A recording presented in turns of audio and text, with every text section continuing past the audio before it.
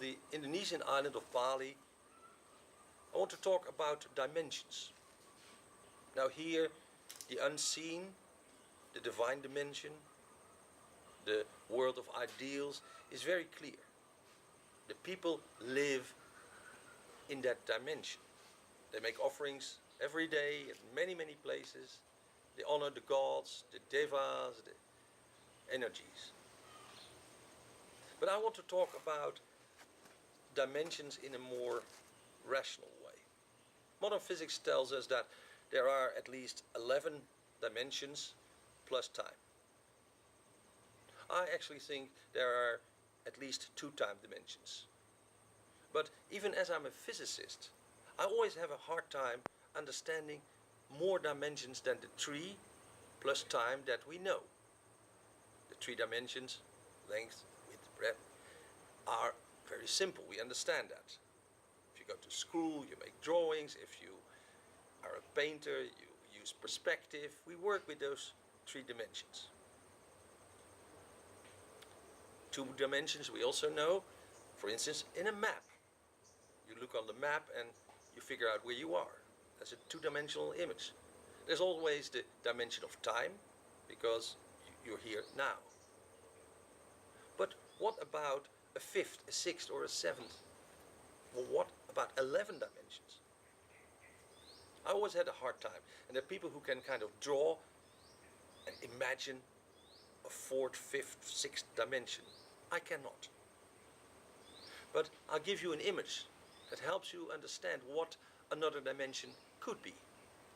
Now suppose that any point in space not only has x, y and z and time as an indication, as a characteristic, but also color. So every point in space also has a color. It could be green, red, or it could be nothing. Now think about that. Look around.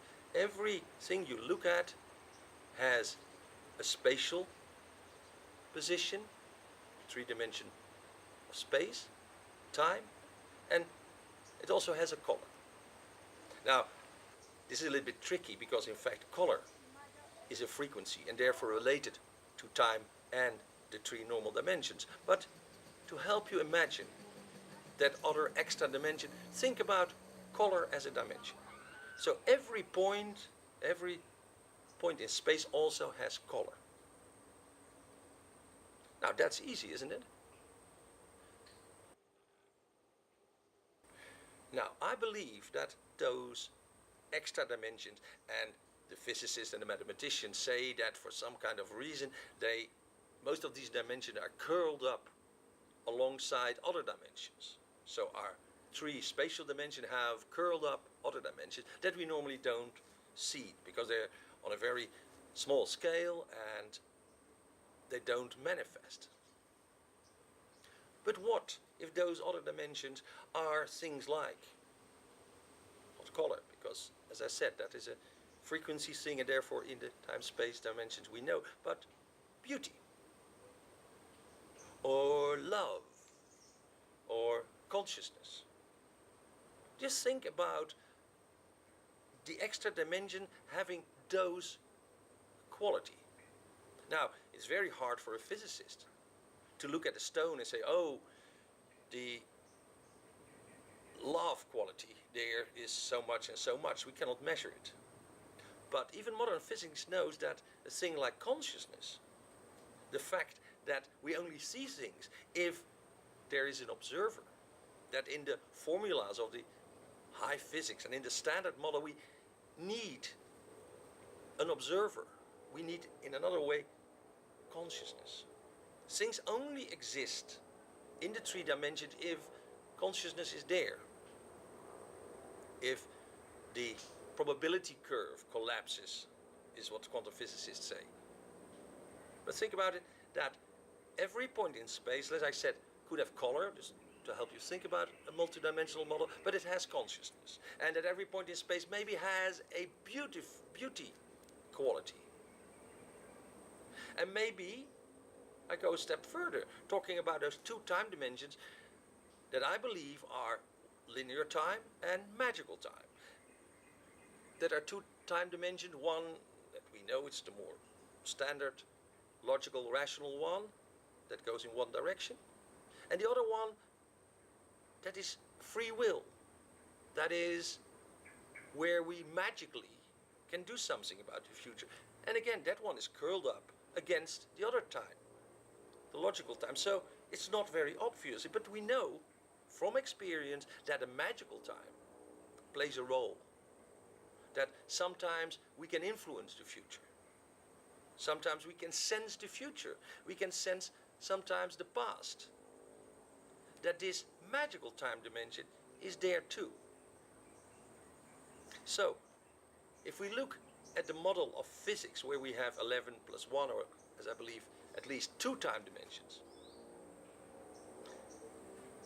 we can see them as ideal in the sense of what Plato called the ideal world, and Kant and other philosophers wrote about it. But in that other dimension, the intangible dimension, that we cannot touch, many things happen. And I'm here in front of a small temple in Bali. It's obvious that the people here have a connection with that dimension. Maybe they only have it with one dimension, the consciousness dimension, or the love dimension, or the beauty dimension. I don't know, because those other dimensions are like a world we don't really know. But we have contact with it many times. Sometimes something happens in a situation which we could call synchronicity. Then you pick up the phone and the other person says, oh yeah, I was about to call you. Sometimes we have telepathic contact. Sometimes we know the future.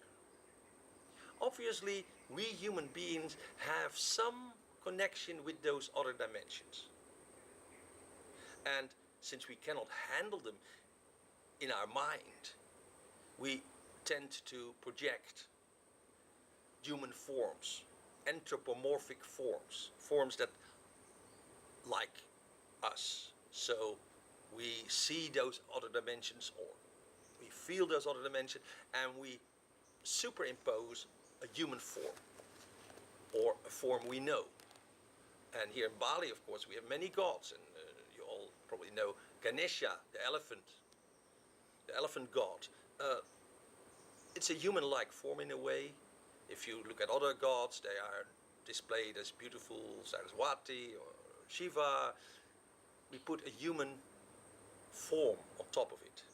But I don't think they are in a human form. It's just our way of dealing with it in our mind, which is a limited system here that is used to deal with our normal 3 dimensions, plus time, maybe 2 times, but it needs to be able to handle it.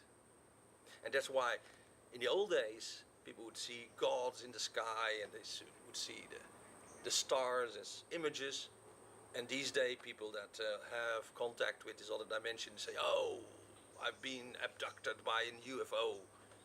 Maybe 100 years ago they would say, oh, I saw Maria or Jesus. I believe they do have contact with one or more of these other dimensions. That they have contact with the dimensions of what could be beauty, or consciousness, or information even, or love, or chi. There's many names for them. And I would like to know more about those other dimensions. But according to the physicists, they are other dimensions. I just pose that those dimensions relate to things we in a way know about. Again, beauty. Again, feeling the future. Maybe that one time dimension we feel in a way. Maybe consciousness. Maybe love. Maybe gene connection, that you in a way can connect to other people that share the same genes, like in your family or in your tribe or in your nation. There are relationships between us and the world that are not from this dimension. We can call them ideal, we can call them esoteric, we can call them divine. But I think that if we really try to figure out these dimensions, we can find the connections from the old time. That is to say, the way the people at Bali here have their temples and their gods, and the old Vedas tell us about the gods of the Hindus. And in many religions there are images that we can learn something from those. That in fact the old traditions and religions knew more about contacting the other dimensions in a way that worked. But we, very rational, we say, this is superstition, this is not real, this is rationally nothing happens here if you put an offering, if you sacrifice something, if you sacrifice your blood or something of yourself, of your soul, to the gods. But then, in nearly all traditions, in all cultures, they seem to have happened. So, why deny that? We can say, yes, maybe the Bible is a book that was a little bit, changed, it wasn't really history. But the truth in there is evident. And for me, for instance, reading the Bible with so many stories about prophets and about seeing the future and about sorcerers, that helped me to understand that that is part of what is. How can that book, but also the Quran and all the Vedas and the old books from older traditions, talk about all these magicians and prophets without having some kind of connection? Even philosophers that we think were very rational, like Plato, that we still honor as a great philosopher, talked about prophets and how, the way they see the future, and how that connection, which he at times called divine madness, the divine connection, but it was a mad connection, to see in the other dimensions, he writes about it. For him, that was a reality. Now, in modern times, you read Plato and all his other thinkings. He was a great philosopher, and we have Neoplatonism, and we still think he was a great philosopher, but we discard this part, where he talks about dimensions and the future, and prophets, and augurs, and whatever translation you use for people seeing the future, or divining the future, as you could call. I believe he was right. He sensed and wrote about things that were real for him. Like here on Bali, for the people, this temple, the gods that are being honored here, the forces of nature are real. They every day have to make an offering, have to bow to the powers around them. For them it's a reality. And if they don't do it for a few days, they might get sick, or the village might get hurt. A tsunami might come. They might not get enough tourists these days, or in the old days, not enough fish. For them it's a reality. And I think it's a reality for all of us. And that in our modern times, we have done away with the contact with those other dimensions. Again, it might be a divine dimension, a beauty dimension, a consciousness, information, love, genetic. There might be many dimensions. And the funny thing is, as a physicist, these days I learn from the thinkers about fundamental physics, high physics, that there are more dimensions.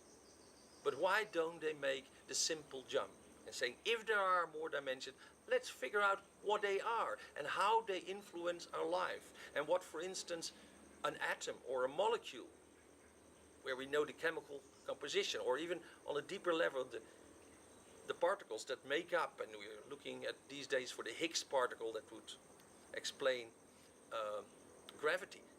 Why don't we look at that level, at what those dimensions could be and what they do? Now this would make a physical laboratory, it would turn it into a psychological, into a divine laboratory, into a magical place.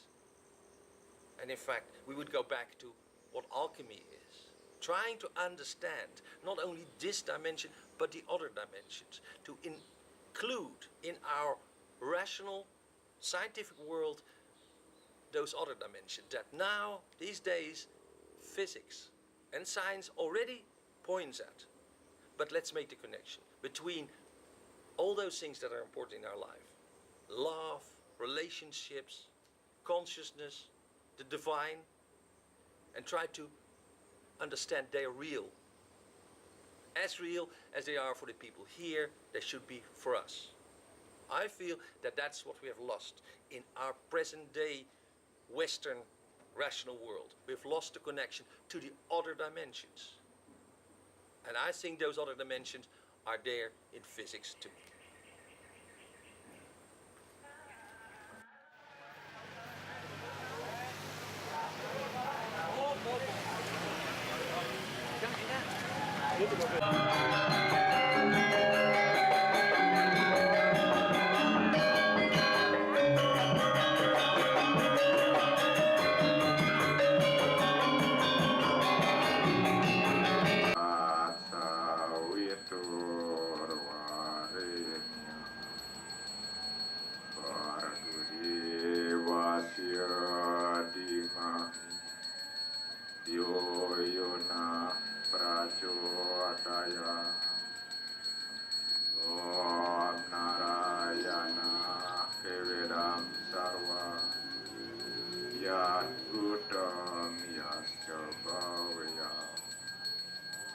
Niskalanku niranjana nirwil